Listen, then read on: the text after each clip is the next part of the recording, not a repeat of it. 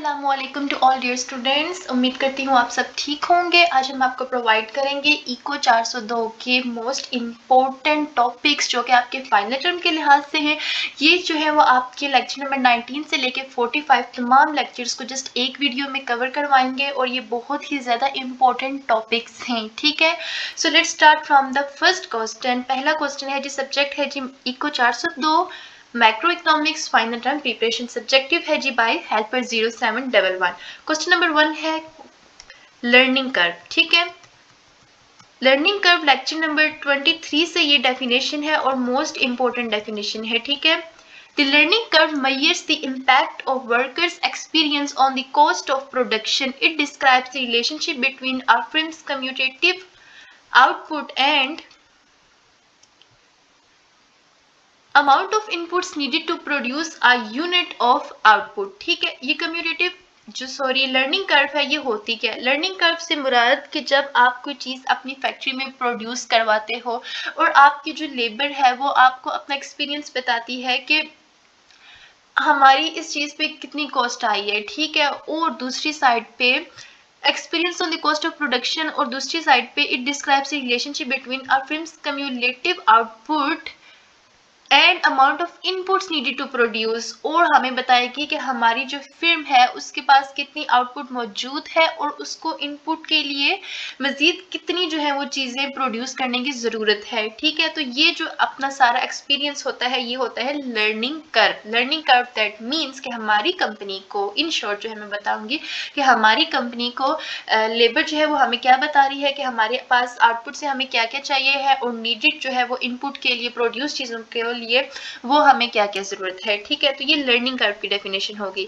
Next है producer surplus. Producer surplus क्या होता है? Producer surplus is the sum over all units produced of the difference between the market price of the good and the marginal cost of production. ठीक है, producer surplus mean कि ये है सम तमाम units का जो कि प्रोड्यूस होती हैं और उनको डिफरेंस जो है वो क्या है कि between the market price of the good and the marginal cost of the production. जब आप कोई चीज़ फैक्ट्री में प्रोड्यूस करते हो तो उसकी मार्केट प्राइस क्या है और आप जो है उस चीज़ को जो प्रोड्यूस किया है उसकी मार्जिनल कॉस्ट क्या है, आपने उसके ऊपर कितनी लागत कराई है, दरकार है आपकी।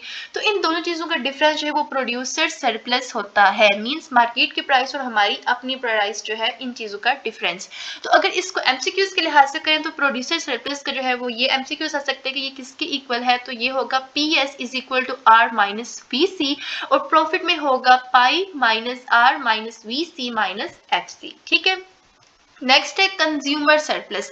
Consumer surplus is the total benefit और value that consumer receive beyond what they pay for the good. कोई ऐसी चीज जो कि आप खरीदते हो लेकिन उसके ऊपर जो आपको एक्स्ट्रा प्रॉफिट होगा वो होगा कंज्यूमर सरप्लस। ठीक है, लेट्स सपोज आप कोई किस स्पेसिफिक चीज को खरीदते हो और आगे वो आप किसी और को जाके बेचते हो। ठीक है, तो आपको उसके ऊपर थोड़ा प्रॉफिट मिला है, तो ये वाला जो प्रॉफिट होता है ये होता है कंज्यूमर सरप्लस। नेक्स्ट है the user cost of capital. ये भी मोस्ट इंपॉर्टेंट टॉपिक है, ये लेक्चर नंबर 19 से है। ठीक है, user cost of capital is equal to economic depreciation plus interest rate value of capital. ठीक है, interest rate value of capital को आपने मल्टीप्लाई करना है, उसमें प्लस करना है इकोनॉमिक डेप्रिसिएशन को, तो इक्वल होगा ये यूजर कॉस्ट ऑफ कैपिटल। ये एमसीक्यूज और शॉर्ट क्वेश्चन दोनों लिहाज से मोस्ट इंपॉर्टेंट है। नेक्स्ट है अ फिर्म्स एक्सपेंशन। ये डेफिनेशन है आपकी तीन नंबर्स की और इसमें जो है वो एमसीक्यूज भी आ सकता है। A firm's expansion path shows the minimum cost combinations of labour and capital to each level of output. ठीक है, ये पाथ हमें शो करता है कम से कम कॉस्ट कॉम्बिनेशंस को जो कि हमारी लेबर को चाहिए, लेबर के ऊपर लगती है, और कैपिटल हमारा सरमाया at each level of output. Output में जो जो चीजें आप प्रोड्यूस कर रहे हो हर लेवल पे हमारा कितना सरमाया लग रहा है और लेबर कितनी दरकार है। ठीक है, तो ये है अफर्म एक्सपेंशन। नेक्स्ट है मोनोपोसोनी, मोनोपोली एंड ओलिगोपोली। ठीक है, ये लेक्चर नंबर 29 से लेके आई थिंक 33 तक ये तमाम जो है ये तीनों टॉपिक्स ही कवर हो रहे हैं। इनका मैं आपको जरा शॉर्टली एक्सप्लेन करूंगी। अगर आप जो है वो अपनी राइटिंग में लिख के आओगे ना आंसर्स को, तो मैं आपको बताऊंगी कि आपको इस चीज के ज्यादा मार्क्स मिलेंगे। अगर हैंडआउट्स की कॉपी पेस्ट करोगे ना तो उसके मार्क्स कम मिलते हैं। क्यों? क्योंकि वर्चुअल यूनिवर्सिटी में ये देखा जाता है कि स्टूडेंट को कितनी समझ आई है टॉपिक की। अगर आप अपनी राइटिंग में, अपनी वर्डिंग में उस टॉपिक को एक्सप्लेन करोगे करोगे तो एक अच्छा इंप्रेशन होता है कि स्टूडेंट को सही तरीके से इस टॉपिक की समझ है। तो कोशिश किया करें कि टॉपिक को समझा करें और उसको ज्यादातर अपनी वर्डिंग में ही एक्सप्लेन किया करें, ठीक है। सो मोनोपोसोनी और मोनोपोली, इन दोनों में फर्क ये याद रखना है कि मोनो मतलब एक, ठीक है, ओलिगो को फिलहाल छोड़ो, मोनोपोसोनी और मोनोपोली है, ठीक है। मोनो मीन एक है पोसोनी और एक है पोली। पोसोनी मीन्स जहां पर सिर्फ एक जो है वो सेलर होता है, और पोली मीन सिर्फ एक बायर हो, ठीक है। अब इनकी एग्जाम्पल मैं आपको एक्सप्लेन करूं कि मोनोपोसोनी मीन्स कि हमारे मुल्क में जब बिजली है, वो बिजली हम कहीं से जाके खरीद तो नहीं सकते कि जहां से चाहे वहां से हमें बिजली मिल जाएगी, नहीं, हमें स्पेसिफिक जो है वो बंदा ही बिजली को प्रोवाइड करता है, और वह है हमारी गवर्नमेंट। सिवाय गवर्नमेंट के हम और जो है वो मार्केट में जाके बिजली तो खरीद नहीं सकते, तो हमें जो सेलर है वो एक ही है, ठीक है। मोनोपोसोनी मींस कि बिजली बेचने वाला एक ही है लेकिन खरीदने वाले बहुत ज्यादा हैं, तो ये जो कंडीशन है ये मोनोपोसोनी में आती है। अगर हम मोनोपोली की बात करें तो वो बायर्स में आती है कि बायर एक हो और बेचने वाला बहुत ज्यादा हो।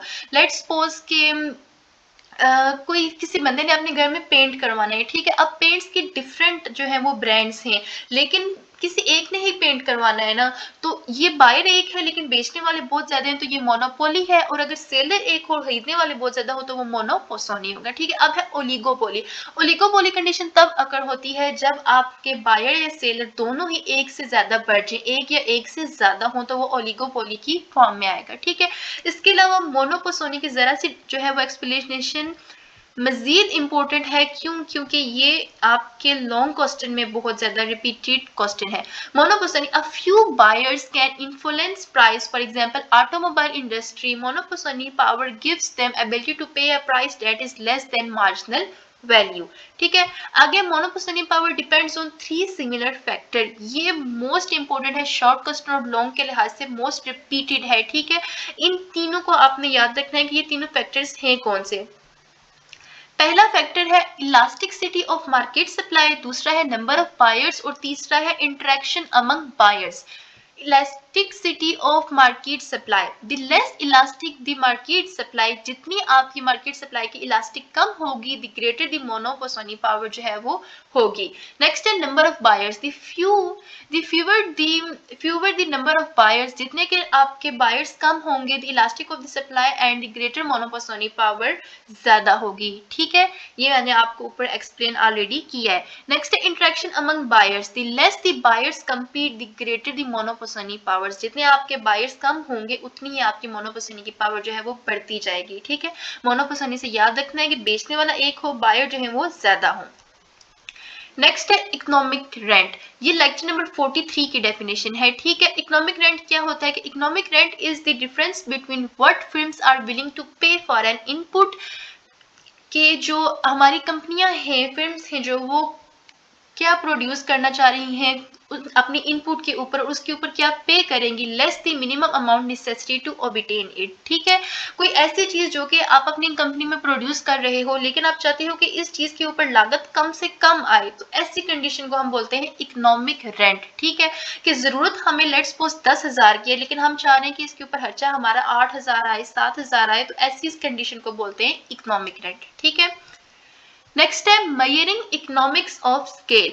मेजरिंग इकोनॉमिक्स ऑफ स्केल, ये आपके इस शॉर्ट क्वेश्चन में जो है वो समटाइम क्वेश्चन बना देते हैं, तो इस आपको कुछ दे देंगे वर्ड्स के, इनका इकोनॉमिक स्केल फाइंड आउट करें, तो इसमें आपने जस्ट फार्मूला याद रखना है, EC is equal to cost minus output elasticity. एक और बात स्टूडेंट्स, बहुत से स्टूडेंट्स की जो है वो टेंशन होती है कि ग्राफ्स को हम कैसे समझे, तो ज्यादातर ग्राफ्स वाले क्वेश्चन है वो पेपर्स में आते ही नहीं है, ठीक है। ये मत सोचा करें कि ग्राफ्स बहुत ज्यादा इंपॉर्टेंट है, ग्राफ्स के ऊपर नहीं, टॉपिक की डेफिनेशन के ऊपर ज्यादा तवज्जो रखा करें, टॉपिक को ज्यादा अच्छे से समझा करें, ठीक है। लेकिन फिर भी अगर आपको ग्राफ्स पे वीडियो चाहिए होगी तो हम नेक्स्ट पार्ट 3B बनाऊंगी, ठीक है।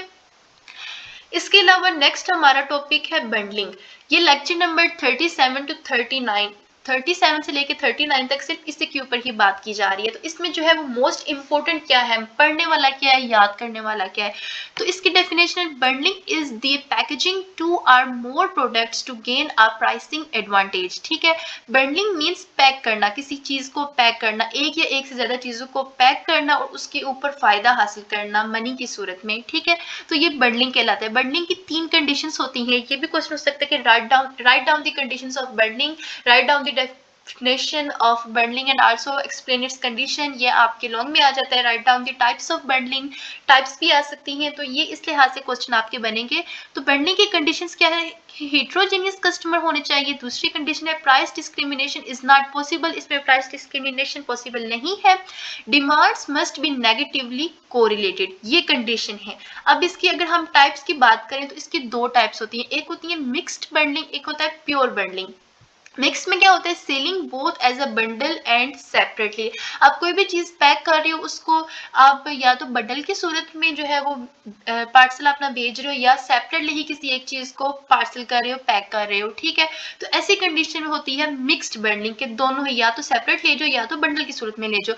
लेकिन अगर आप सिर्फ जो है वो बंडल ही दे रहे हो, सिंगल चीज प्रोवाइड नहीं कर रहे हो, तो वो होती है pure bundling, mean selling only a package. Next, production with two outputs production with two outputs economic of scope. ये है जी इकोनॉमिक्स ऑफ स्कोप की डेफिनेशन, लेक्चर नंबर। नेक्स्ट है economics of scope exist when the joint output of a single film is greater than the output that could be achieved by two different films each producing a single output। ठीक है, इसमें क्या होता है कि कोई एक कंपनी है, कोई एक ऐसी जगह है जहां पर आप किसी स्पेसिफिक चीज को प्रोड्यूस कर रहे हो, लेकिन वो चीज आपको डबल मुनाफा दे रही है, ठीक है। तो इसमें एग्जांपल से हमें ज्यादा क्लियर हो जाएगा कि जो पोल्ट्री फार्म्स होते हैं, चिकन फार्म्स होते हैं, उसमें हम लोग क्या करते हैं कि मुर्गियां पालते हैं, ठीक है। अब मुर्गियां जो है वो चिकन की सूरत में भी सेल होती हैं और अंडे भी देती हैं, ठीक है। तो एक चीज है, मुर्गी एक चीज है, लेकिन मुनाफा इसका दोनों तरीके से हो रहा है, या तो गोश्त बेच लो या तो अंडे बेच लो। इस तरह ऑटोमोबाइल कंपनी है, वो कार्स भी दे रही है और ट्रक्स भी दे रही है, ठीक है। तो इस तरह की जो कैटेगरी होती है वो होती है economics of scope, lecture number 21 से है ये। नेक्स्ट है the impact of tax or subsidy, lecture number 29 से। The burden of tax or the benefit of a subsidy falls partly on the consumers and partly on the producer. ये consumer और producer दोनों के ऊपर होता है। इसकी चार कंडीशन होती हैं स्टूडेंट्स, ये मोस्ट इंपॉर्टेंट क्वेश्चन है, बहुत ज्यादा रिपीटेड है। आप इसके बाद जब मेरा ये एग्जाम हुआ था तो मेरे लॉन्ग क्वेश्चन में ये 4 कंडीशंस आई हुई थी, ठीक है, और मैंने लिखी भी थी, अपना बंदे को पेपर सही याद रखते हैं, ठीक है। ये मोस्ट इंपॉर्टेंट है और ये शॉर्ट क्वेश्चन के प्लस जो होते हैं वो एमसीक्यूज उनके भी लिहाज से बहुत ज्यादा इंपॉर्टेंट है। इन 4 कंडीशंस को मस्ट याद रखना है, ठीक है। पहली कंडीशन है quantity sold and PB must be on the demand line. जो आपकी क्वांटिटी सोल्ड है और पीबी है वो आपकी डिमांड लाइन पे होनी चाहिए, means QD is equal to QDPB, ठीक है। दूसरी कंडीशन को कैसे याद रखना है, क्वांटिटी सोल्ड एंड PS, ऊपर PB है नीचे PS है, must be on the supply line, ठीक है। जो PB है वो डिमांड लाइन पे होनी चाहिए और जो PS है वो सप्लाई लाइन पे होनी चाहिए, ठीक है। QS is equal to QSPS। तीसरी क्या है कि QD and QS, quantity sold and quantity sold जो है, QS और QD quantity demand and quantity sold supply जो है वो दोनों एक दूसरे के इक्वल होनी चाहिए। QD इक्वल्स टू QS, और जो क्वांटिटी डिमांड के साथ PB है और क्वांटिटी सप्लाई के साथ PS है, ये दोनों भी एक दूसरे से माइनस होंगे तो इक्वल आएगा टैक्स के, ठीक है। QD is equal to QS। तीसरी कंडीशन चौथी क्या है, PB minus PS is equal to हमें टैक्स हासिल होता है। नेक्स्ट क्वेश्चन की तरफ जी बढ़ते हैं। नेक्स्ट है peak load pricing. Peak load pricing ये शॉर्ट क्वेश्चन का 3 नंबर है, 3 नंबर का क्वेश्चन है, ये मोस्ट इंपोर्टेंट है। डिमांड फॉर सम प्रोडक्ट्स में पीक एट पर्टिकुलर टाइम, ठीक है। कुछ ऐसे प्रोडक्ट्स होते हैं जिनकी डिमांड किसी ऐसे वक्त पे है बहुत ज्यादा बढ़ जाती है, ठीक है। इसको एग्जाम्पल से मैं प्रूव करूंगी। Rush hour traffic, electricity summer season, restaurant on weekends. अच्छा, समर सीजन में क्या होता है कि जब बिजली चली जाती है तो बिजली की डिमांड बहुत ज्यादा बढ़ जाती है, लोड शेडिंग का हमें मसला हो जाता है। तो ये क्या है कि बिजली की डिमांड पीक पे चली गई है, मतलब कि हाई लेवल पे चली गई है। रेस्टोरेंट ऑन वीकेंड्स, वीकेंड में क्या होता है कि छुट्टियां होती हैं, ज्यादातर लोग रेस्टोरेंट में जाके खाना प्रेफर करते हैं, तो उसकी डिमांड बढ़ जाती है, ठीक है। तो पीक लोड प्राइसिंग का यही डेफिनेशन है।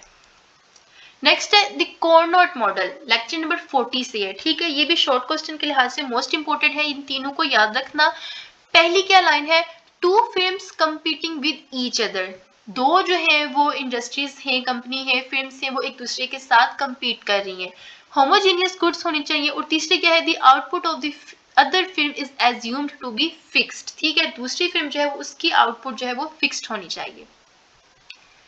उसके बाद नेक्स्ट टॉपिक है जी characteristics of perfectly competitive market. Most important question है, ये लेक्चर नंबर 23 से है, ठीक है। ये 5 नंबर का क्वेश्चन आपका बन रहा है, लॉन्ग क्वेश्चन के लिहाज से है, ठीक है।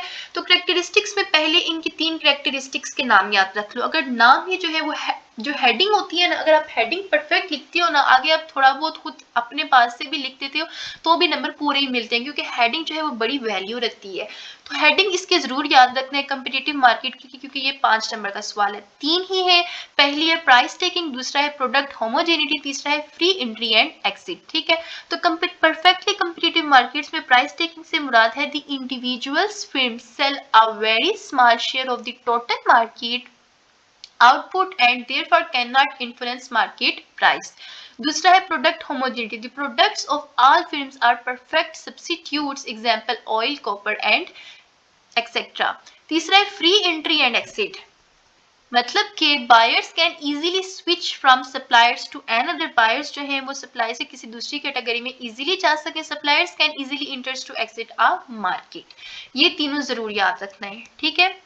उसके बाद rule of thumb, rule of thumb में मैंने देखा था कि ये तकरीबन 10 फार्मूलास बन रहे हैं, लेकिन जो स्पेसिफिक है वही मैं आपको बताऊंगी। कुछ स्पेसिफिक रूल ऑफ थंब क्या है, A divided by T Q is equal to minus E A divided by E P, तो ये इसके इक्वल होगा, ये मोस्ट इंपॉर्टेंट है, ठीक है। अगर एमसीक्यूज में आया तो इसी को ही करेक्ट करना, अगर आपके शॉर्ट क्वेश्चन में कोई क्वेश्चन रूल ऑफ थंब से आ गया तो ये फार्मूला याद रखना है, ठीक है। इसके अलावा 2 और इंपॉर्टेंट फार्मूलाज थे। The minimum cost combination can be written as, जो मिनिमम कॉस्ट कॉम्बिनेशन होती है उसको आप लिख सकते हो कैसे, MP2 divided by W is equal to MPK divided by R। ये एमसीक्यूज के लिहाज से इंपॉर्टेंट था। और दूसरा है marginal revenue product of labour, इसमें क्या ये इक्वल होगा, MPR2 is equal to MP2MR।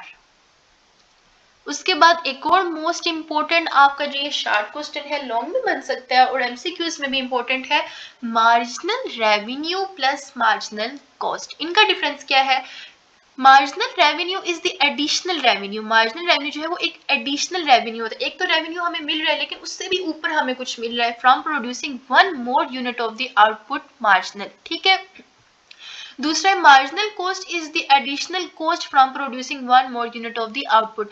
अब देखें इन डेफिनेशंस में फर्क है, marginal revenue is the additional, marginal cost is the additional, यहाँ रेवेन्यू आएगा और यहाँ पर कॉस्ट आएगा, from producing 1 more unit of the output, ठीक है। बस फर्क क्या है कि एक में रेवेन्यू जो है वो ज्यादा है और एक में कॉस्ट है, आप जो है वो डेफिनेशन से ही याद रख लेना, लेकिन ये मोस्ट इंपॉर्टेंट है शॉर्ट क्वेश्चन के लिहाज से। उसके बाद है नेचुरल मोनोपोली। अब सिंपल मोनोपोली तो हमने पढ़ी है, नेचुरल क्या होती है, a film that can produce the entire output of an industry, एक ऐसी फिल्म जो कि किसी इंडस्ट्री के तमाम आउटपुट को प्रोड्यूस कर सके at a cost lower than what it would be if there were several firms, ठीक है। नेचुरल से मीन क्या कि एक ऐसी फिल्म जो कि किसी भी आउटपुट की तमाम चीजों को प्रोड्यूस कर सके और ऐसी लागत पे जो कि जितनी की लगती है उससे कम लागत पे आए, ठीक है। तो ये होती है नेचुरल। उसके बाद है bilateral monopoly, इसमें क्या है जी, bilateral monopoly is rare, however markets with a small number of sellers with monopoly power selling to a market with few buyers with monopoly power is more common, ठीक है। इसमें monopoly ज्यादा common होती है लेकिन monopoly जो है वो लेस कॉमन होती है क्योंकि few buyers होते हैं। थर्ड डिग्री प्राइस डिस्क्रिमिनेशन, ये लेक्चर नंबर 34 से था, ठीक है। थर्ड डिग्री प्राइस डिस्क्रिमिनेशन में इंपॉर्टेंट क्या है कि third degree price discrimination is feasible when the seller can separate his her market into groups who have different price, ठीक है। आप तो किसी ग्रुप में काम कर रहे हो लेकिन अब आप चाहते हो कि आप इस अपनी प्रोडक्ट को आप ज्यादा अच्छे से इस प्रोडक्ट को बना रहे हो, तो अब मैं अपने इसका इलादा सा बिजनेस बनाने लगा हूँ, ठीक है। तो ये होगा थर्ड डिग्री प्राइस डिस्क्रिमिनेशन, कि आप उस ग्रुप को तो प्रॉफिट दे रहे हो लेकिन इलादा से भी आप उस चीज को सेल आउट कर रहे हो, ठीक है। कैसा होता है कि लेट्स सपोज कोई फैक्ट्री है, वो क्या कर रही है कि किसी ब्रांड को बहुत ज्यादा कपड़े बना के दे रही है लेकिन वही फैक्ट्री इलादा से भी अपनी कुछ चीजें जो है वो अपना कपड़ा बेच रही है, तो ये थर्ड डिग्री प्राइस डिस्क्रिमिनेशन में चली जाती है category, okay. Elasticity of demand, for example, business air travelers versus vacation air travelers. Next है monopolistic competition. कंपटीशन में क्या है जी, इसकी 3 कैरेक्टरिस्टिक है, ये लेक्चर नंबर 39 से है। इसमें कैरेक्टरिस्टिक्स को याद रखना है, इसमें बहुत सी फिल्म्स होती है, फ्री एंट्री एंड एक्सिस्ट होना चाहिए, डिफरेंशिएटेड प्रोडक्ट होना चाहिए। The amount of monopoly power depends on the degree of differentiation. Example of this is very common structure include. Next definition है नैश इक्विलिब्रियम। ये बहुत ही ज्यादा इंपॉर्टेंट जो है वो आपका एमसीक्यूज है, शॉर्ट या लॉन्ग में ये नहीं आएगा। अच्छा, ये इंपॉर्टेंट एमसीक्यूज क्या है कि Nash equilibrium means each firm is doing the best it can given what its competitor are doing. Means कि हर कंपनी, हर ब्रांड, हर फिल्म इसी में लगी हुई है कि हमारा जो प्रोडक्ट है वो सबसे ज्यादा अच्छा हो, हमारी कुछ सबसे ज्यादा अच्छी हो। तो ये जो कंपटीशन होता है ये नैश इक्विलिब्रियम के स्टेज पे है, ठीक है। उसके बाद है जी अगली डेफिनेशन, दी डोमिनेंट फिल्म मॉडल। ये लेक्चर नंबर 42 से है, ये भी मोस्ट इंपॉर्टेंट है, ठीक है। इसमें क्या है, दी डोमिनेंट फिल्म मॉडल इन सम ओलिगोपोलिस्टिक मार्केट्स। ओलिगोपोलिस्टिक मैंने बताया था कि जिसमें एक से ज्यादा बायर्स और सेलर्स होते हैं।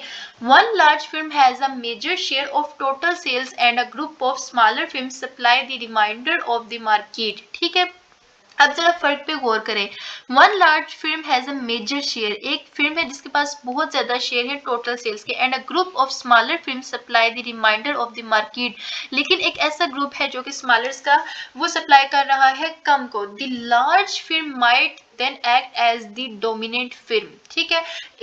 अच्छा, इसको कैसे एक्सप्लेन करती हूँ कि लेट्स सपोज 3-4 ब्रांड्स हैं, ठीक है, लेकिन उन 3-4 ब्रांड्स में से कोई एक ऐसी ब्रांड है जिसकी चीज ज्यादा ड्यूरेबल है, वो ज्यादा वैल्यू रख रही है, तो वो क्या करेगी, वो अपनी चीज की प्राइस को ज्यादा हाई कर देगी, ठीक है। तो इस तरह का जो मॉडल होता है वो डोमिनेंट फिल्म मॉडल होता है, वो डोमिनेंट फिल्म हो जाएगी। Sitting a price that maximised its own profit, ठीक है, कि गवर्नमेंट ने आपको बोला हुआ है कि आपने ये चीज 2000 में बेचनी है, तो सारे उस चीज को 2000 में ही बेच रहे हैं। लेकिन किस प्रोडक्ट ज्यादा ड्यूरेबल है वो इस चीज को 2100 में, 2200 में बेच रहा है, लेकिन वो अपना भी साथ में एक्स्ट्रा प्रॉफिट रख रहा है। तो ये मॉडल डोमिनेंट फिल्म मॉडल होगा, और ये शार्ट और लॉन्ग दोनों लिहाज से मोस्ट इंपॉर्टेंट है, ठीक है।